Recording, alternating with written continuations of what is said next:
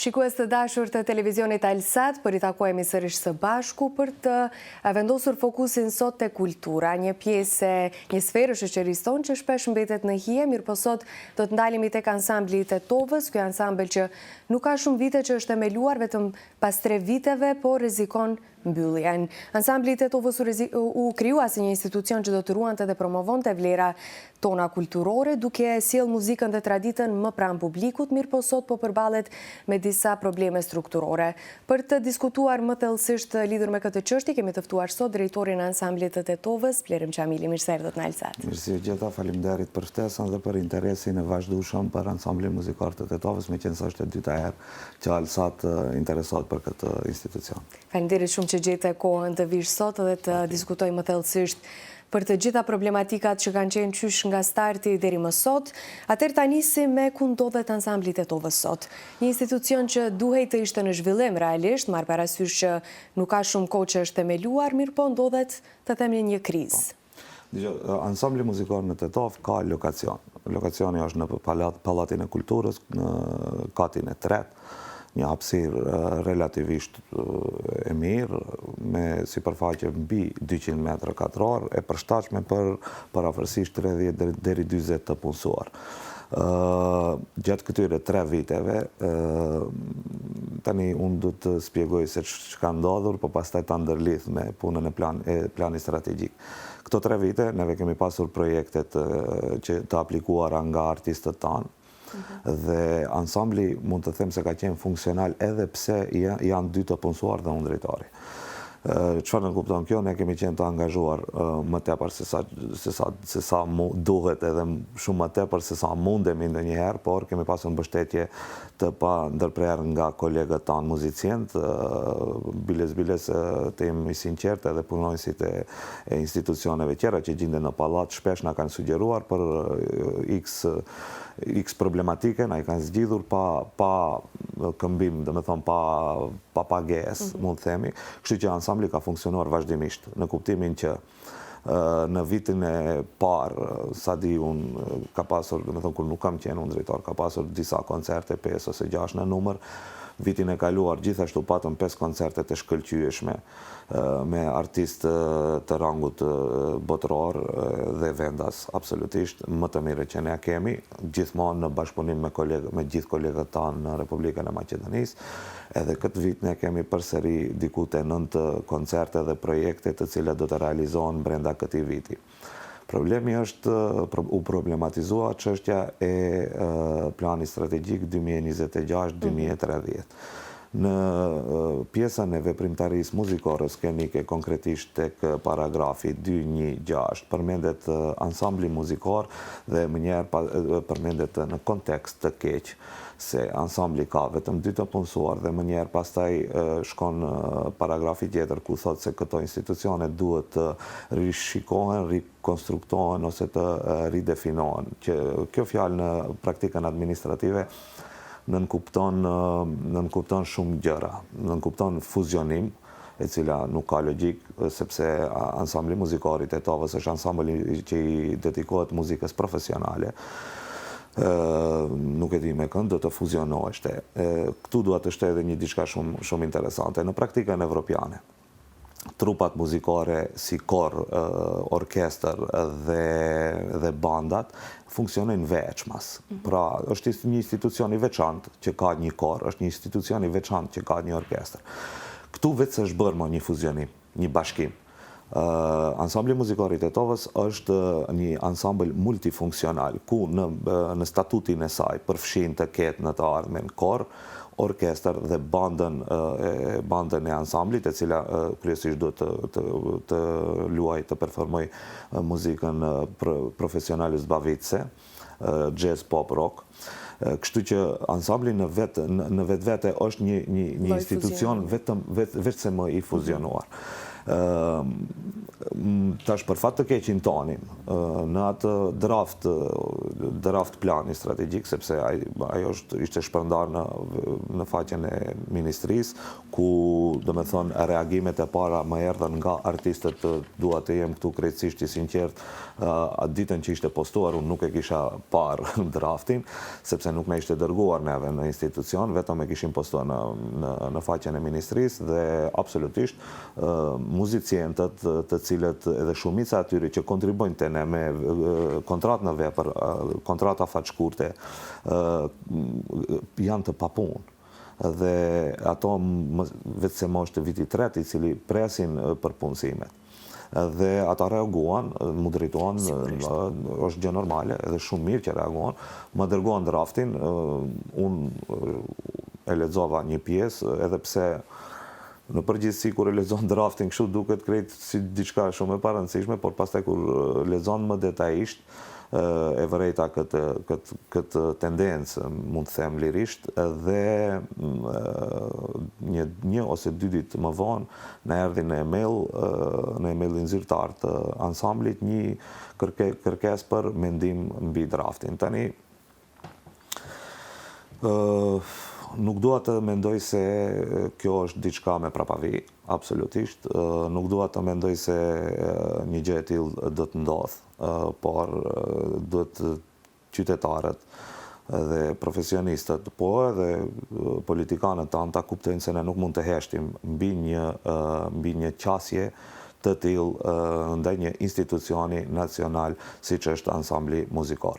Tani unë pash edhe reagimin e këtij deputetit zotnit Snopçe, i cili kishte shqyrtuar normalisht ato politikisht i trajtojnë me njësi ndryshe çështjet dhe për fatin ton të keq deklarata e tij rezultoi saktë.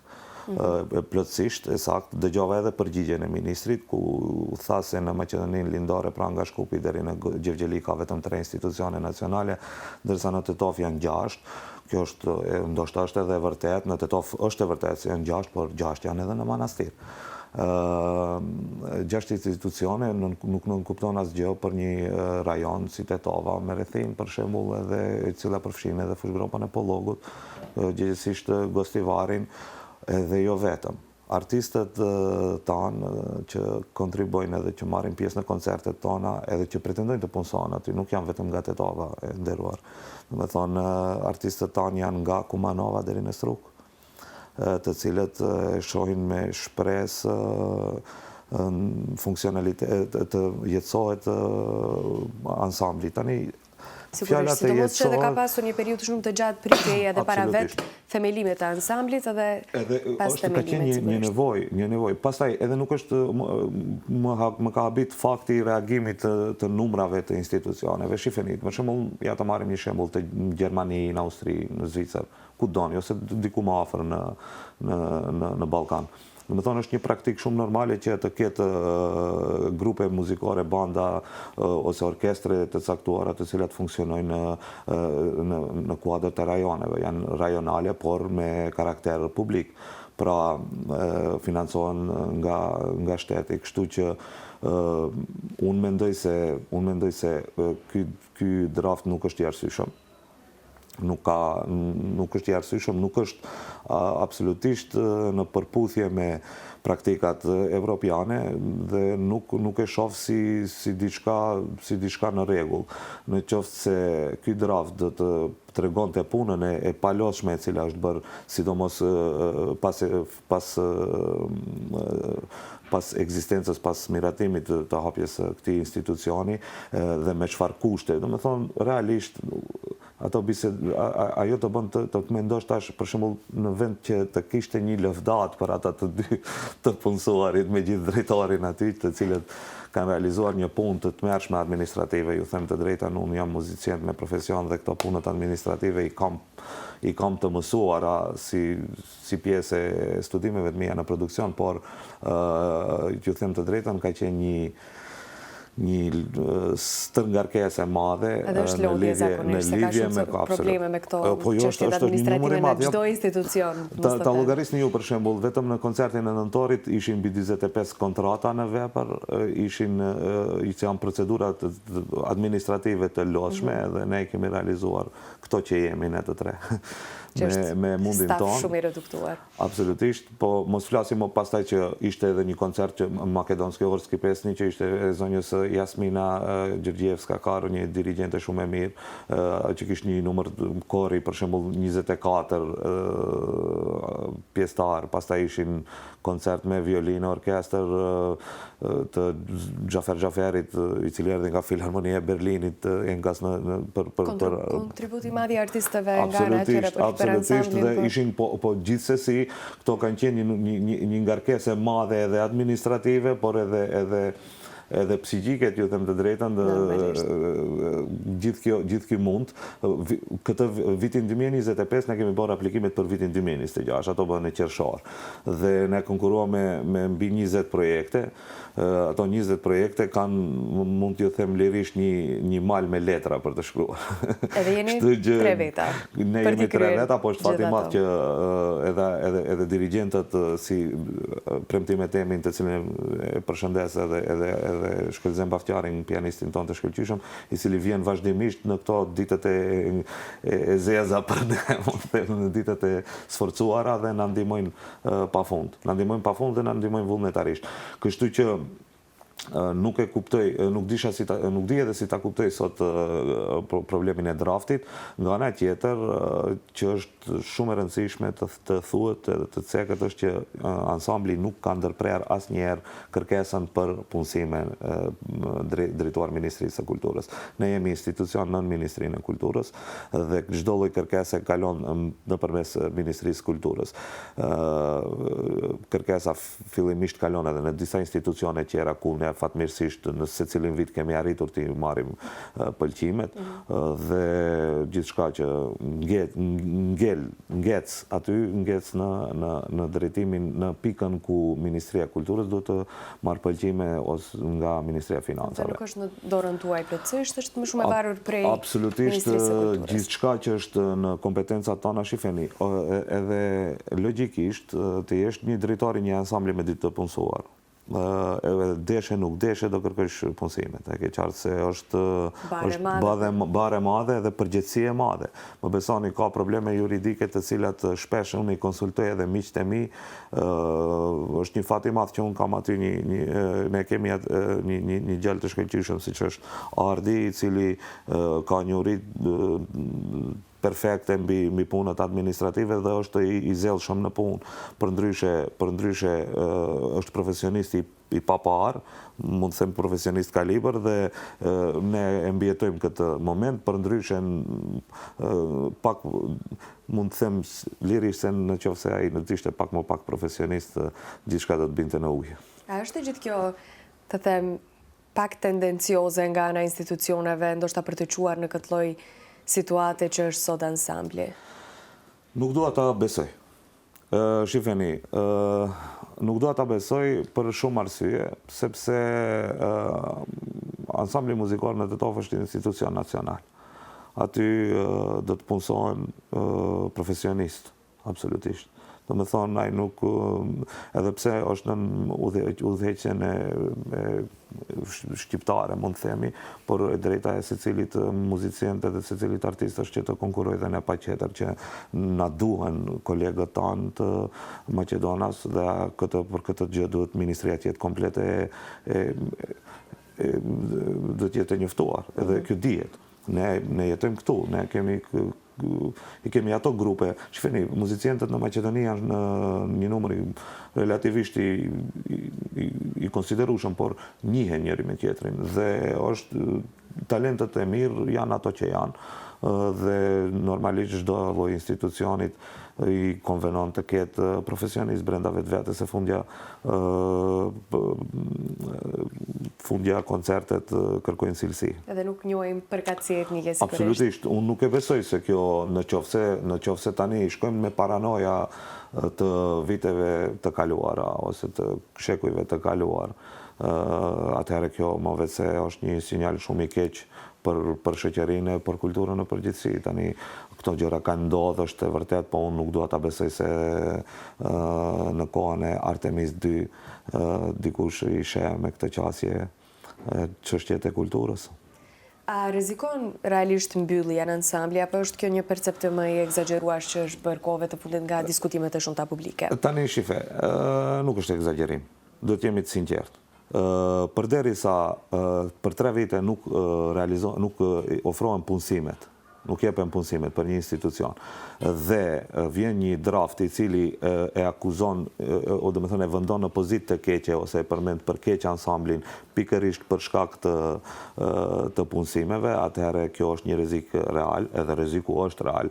Shifeni, deri kur mund të zgjasin 3 persona të 2-3 persona të mbajnë një institucion. Do me thonë, kjo është logjike thjeshtë e mendimit. Sa mund të duroj një institucion me 3 veta? Do me thonë, detyrimisht në një afat në një të ardhme të afërt, disa nga vullnetarët do të tërhiqen, do të lodhen, ato 2 vetat që janë aty do të amortizohen dhe do të konsumohen. Po pse nuk bëhen këto punësime që i keni kërkuar tashmë në sa kohë? Absolutisht e kam pa qartë. Do me thonë, unë kam qenë në komunikim vazhdueshëm me përfaqësuesit tanë në Ministrinë e Kulturës, të cilët na kanë thonë se këto punësime do të bëhen, bile se këto punësime do të realizohen vitin e kaluar, diku në gusht, ku t'jemi edhe i sinqert për shumë institucione tjera nacionale u ndahen punësime. Ky ansambël sikur u la në hije pa ndonjë arsye konkrete, pa ndonjë përgjigje. Këtë vit e njëjta gjë, do me thonë, është muaji 6, vetëse pas dërgimit të kërkesës tonë. Ne kemi ridërguar kërkesën në gusht, pastaj për disa ndryshime na kërkua një ndryshim në muajin tetor, më duket, dhe nga tetori, pasi na konfirmua se gjithçka është në rregull, ne jemi në pritje. Kështu që për këtë gjë besoj se duhet të deklarohen përfaqësuesit tanë në ministri dhe vetë kabineti i ministrit, pse jo edhe zëvendës ministrit, t'i sqaroj njerëzit. Shifeni, punët politike dhe punët kulturës duhet të ndahen. Duhet të krijojmë një traditë të mirë, të mirësjelljes dhe të dashurisë për artin dhe kulturën, dhe t'i kuptojmë artistët si një vlerë dhe jo si një numër. Kështu që mendoj se kjo do të ishte një gjë shumë e mirë nëse ndodh. Nëse nuk ndodh, kjo do të jetë një katastrofë e ardhshme në kulturë në përgjithësi, siç edhe ndodh në çdo sferë, mendoj duhet njëherë për gjithmonë të përfundojmë me këto tema. Tani të kthehemi pak në fillimet e këtij institucioni, të kthehemi pak në retrospektiv. Pse u dëshën vite që të krijojë ky institucion? Di që kishte një periudhë shumë të gjatë pritjeje para themelimit. Tani zakonisht problemet janë buxhetare. Mendoj se kanë qenë edhe probleme të ndryshme brenda komunitetit në lidhje me perceptimin dhe strukturën e këtij lloji institucioni. Paraprakisht është themeluar ansambli i këngëve dhe valleve, që është një vlerë për komunitetin në Maqedoni, jo shqiptar dhe jo vetëm. Ndoshta e kanë parë si ngarkesë, ose nuk e di, nuk mund ta them saktë se çfarë problemesh mund të jenë paraqitur në atë periudhë, po që dua të them një gjë. Gjatë gjithë kohës, unë jam student i cili kam mbaruar në vitin 2012 dhe gjeneratat e përparshme kam pas një qasje shumë të vogël në institucionet nacionale të muzikore, siç është opera, baleti dhe filharmonia. Nuk është që ende nuk e kemi këtë problem. Nuk kemi shumë nuk mund ta them tani, për shembull, po nuk mund ta them, po sipas asaj që thueshte dhe që dijeshte, ishte që vështirë për të depërtuar dhe absolutisht këto kanë lind si një nevojë e komunitetit artistik që të krijohet një institucion, por asgjë tragjike. Dëgjoni, nuk jemi vendi i parë në planet ne që krijojmë këtë gjë. Domethënë, ne jemi kopjeve të ideve tona, siç thot Platoni. Ne marrim një shablon të gatshëm, i cili është ekzistent në Evropë para, domethënë, ku di unë tani, ato që e kanë krijuar institucionin që është qeveria e kaluar, që ka pak rëndësi kjo, unë besoj se është kontributi artistëve në përgjithësi dhe kanë krijuar një shablon eksakte, tani vonesat kanë qenë me siguri, siç edhe e dim, ne politike. Tendencat politike, si gjithandej, për shembull, ta kalojmë një moment tjetër, për shembull, teatri për fëmijë nuk ka objekt. Janë këto gjëra të cilat unë mendoj se është neglizhencë institucionale, jo mungesë profesionizmi. A është ndoshta mënyra se si nisi dhe u themelua vetë ky institucion, edhe mënyra se si vazhdoi më pas, a ka ndikuar e gjithë kjo situatë në gjendjen e sotshme të ansamblit? Me që po më drejton, po ma jep kahje nga politika, ja po do të përgjigjem politikë. Në vetëm ata kthej në politikë. Që ta diskutojmë politikisht, në qoftë se u hap ashtu si u hap, duhet të funksionojë ndryshe. Nuk e dia, jam i qartë. Domethënë, nëse u hap me probleme, duhet të funksionojë pa probleme, sepse ne kemi qenë, për shembull, unë kam qenë një ndër kritikat më të mëdhej gjatë gjithë kohës se gjërat nuk funksionojnë kështu dhe duhet të ndryshohet dhe ne kemi një ndryshim, ky ndryshim duhet të sjellë ndryshimin e vërtetë dhe këto njëherë për gjithmonë të ndërpresim këto tendencat, të krijojmë institucione kulture siç duhet, po edhe dhe jo vetëm institucione kulture. Domethënë, gjithandej ne duhet jemi të përgatitur, duhet jemi bashkë, duhet jemi pa tendencë dhe pa fobia dhe frika nga bisedat që neve i dim, tani ato ndodhen, dikush duhet të jetë i pari që duhet të ndërpres këto. Atëherë të kthehemi pak tek mungesa e stafit, mungesa e artistëve, një ndër problemet më të mëdha që ka ky institucion. Sa artist duhet të ketë realisht një ansambël për të funksionuar ashtu siç duhet? Tani, sipas sistematizimit që kemi ne, ansambli muzikor në Tetov duhet të ketë 45 punësime të ndara në kor, orkestër. Artistë të përhershëm? Artistë, po, të përhershëm, me kontratë të përhershme, të cilët do të punësohen aty dhe do të kenë njëjtë si të gjitha ansamblet ekzistente, do të punojnë dhe do të kontribojnë, do të zhvillojnë karrierën e tyre dhe do të zhvillojnë kulturën në qytetin ku është ansambli, konkretisht në Tetov. Këto 45 punësime nuk është se janë strikte, do me thonë, ne kemi për momentin në sistematizim, mendoj se sistematizimi është edhe i ndryshueshëm varësisht nga momenti që mund të vi, për shembull, kërkesat që mund të paraqiten, ky numër mund edhe të ndryshojë edhe të shtohet.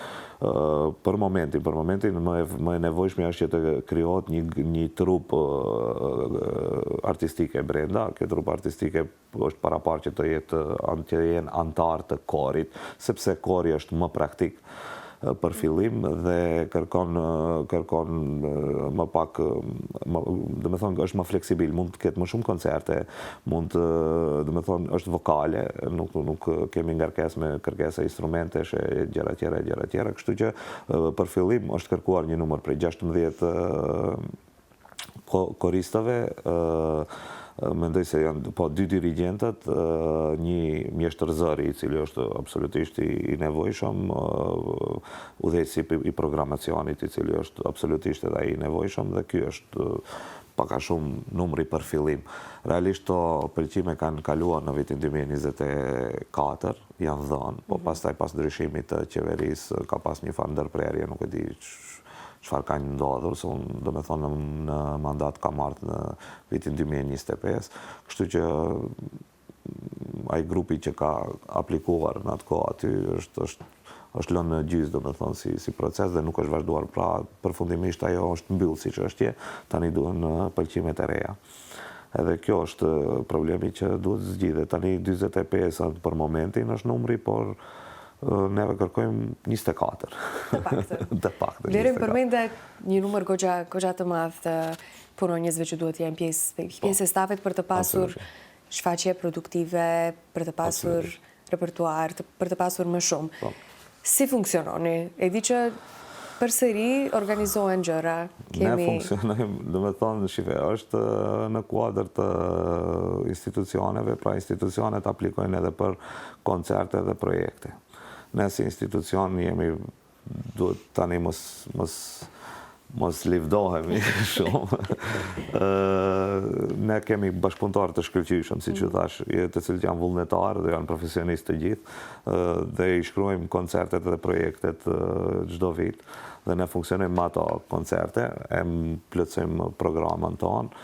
Është e vërtet se të gjitha të ardhurat i kalojnë muzicientëve dhe janë shumë simbolike, janë shumë atë vogla, por ja që artistët tanë kanë vullnet të hekurt edhe pajtonë, dhe kështu që ne kemi rënë dakord që të punojmë deri në fund për këtë institucion. Përndryshe, nëse do të ishte një trupe punësuar, na lehtëson edhe buxheti, na jep mundësinë për mbajtjen e koncerteve E këtu deshta dalte të buxheti, se financimi është një pjesë kyçe për vetë funksionimin e këtij institucioni. A keni buxhet të qëndrueshëm apo më shumë prej? Ne deri tash kemi vetëm buxhetin e projekteve që nënkupton se funksionojmë si një shoqat.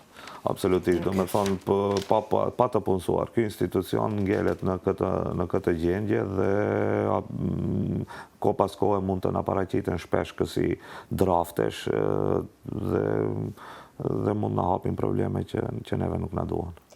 Jeni të lidhur drejt për drejt me institucionet, Ministria e Kulturës, pjesë kyçe. Si qëndron komunikimi me ta? Ju përgjigjen, komunikoni, si ka rjedh procesi i komunikimit me Ministrinë e Kulturës, qysh në themelimin e këtij institucioni deri më tani? Shive, unë prirem që të komunikoj përmes zyrtarisht. Është ideja ime dhe mënyra ime funksionimit. Absolutisht, dhe sa i përket komunikimit, mund të them se komunikimi ka qenë zyrtarisht absolutisht korrekt deri në momentin ku duhet të merren pëlqimet.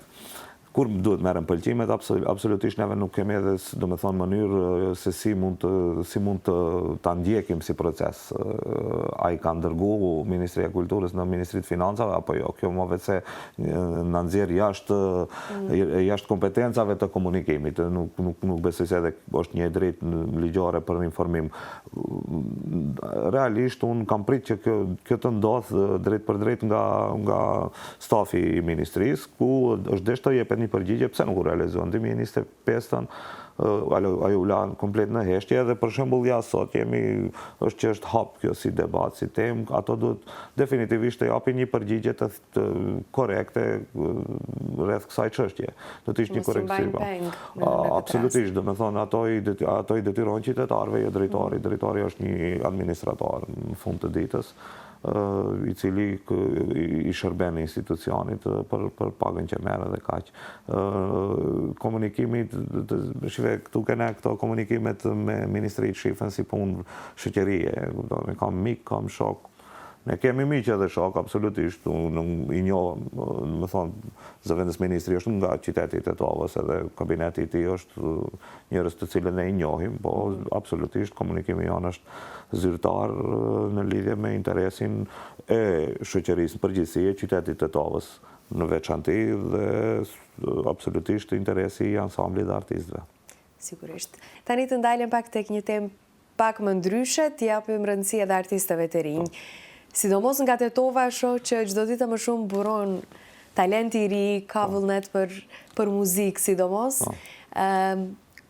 Në këtë situatë që ndodhet ansambli edhe institucionet tona në përgjithësi, sidomos ato të kulturës, sa i demotivon kjo rinin ton për të pas një karrierë në arte dhe muzikë? Ndoshta për shembull të ishte vetëm se ky institucion është vetëm për artistët e Tetovës, do të ishte ndoshta edhe kuptueshme që të ketë një demotivim pak më të vogël, por meqense ansambli është i të gjithëve, që nënkupton artistë të gjithë Republikës Maqedonisë, e sidomos artistëve shqiptar nga Kumanova, të të cilët kanë qenë në koncertin tonë nga Struga, të cilët vazhdimisht marrin pjesë në koncertet tona dhe synojmë të jemi pjesë ansamblit tonë. Gjithashtu edhe nga Gostivari, djemë të Korit shumë të shkëlqyshëm, talentat mirë, perfekt.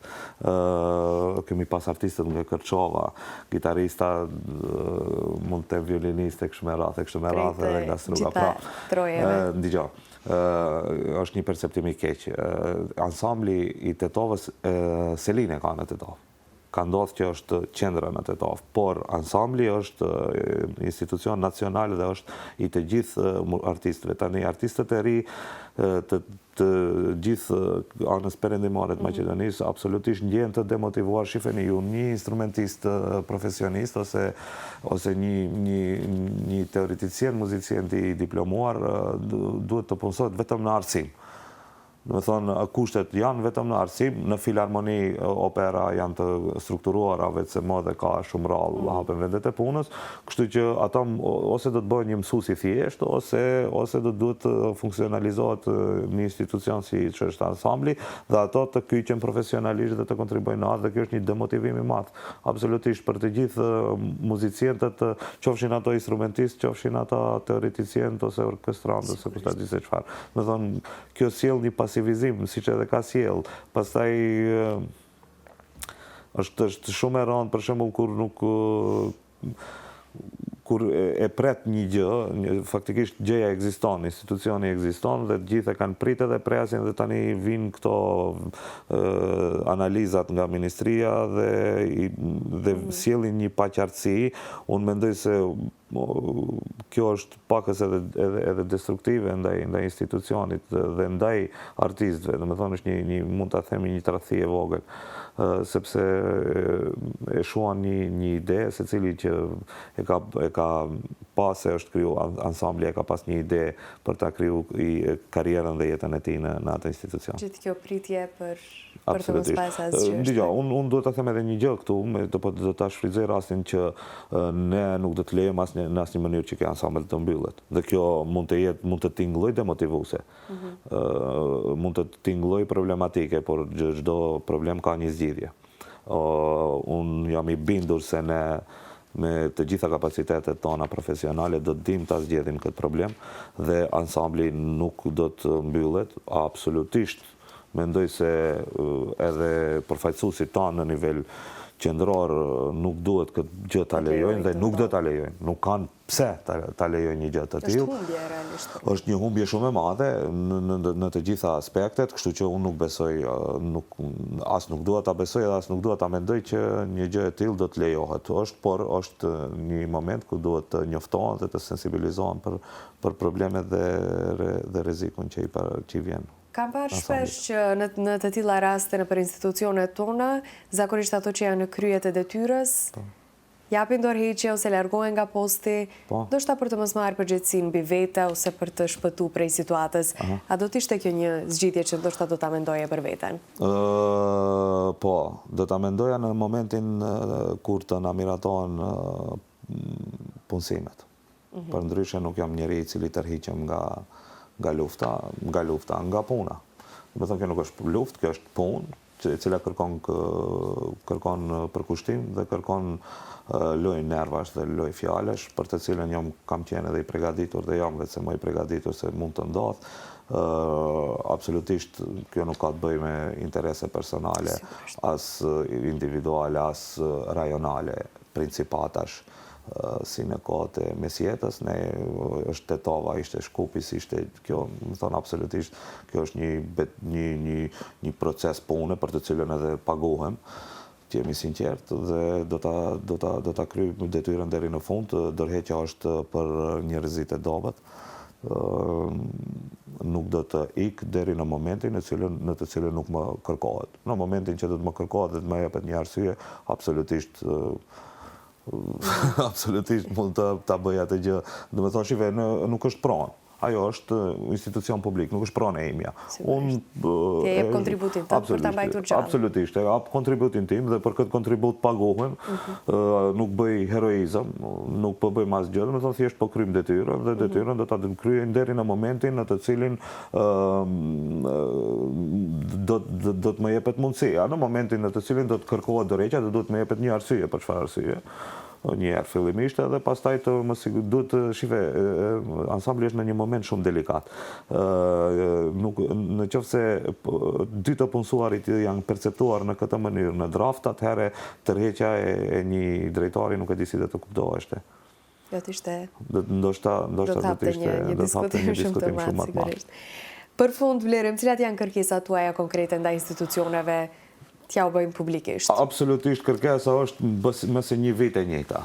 Do me thonë, nuk ndryshon në asnjë moment.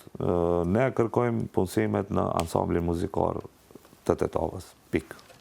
Faleminderit shumë që ishe sot me ne, faleminderit që ndave kohën për të treguar të gjithë procesin edhe funksionimin e ansamblit, edhe uroj të shohim ditë më të mira. Faleminderit juve për vëmendjen dhe për kohën që ndani për kulturën në Republikën e Maqedonisë së Veriut. Shikues të nderuar, neve këtu do ta përmbyllim edhe këtë puntat deri në takimin tonë të radhës. Bashkë mirupafshim.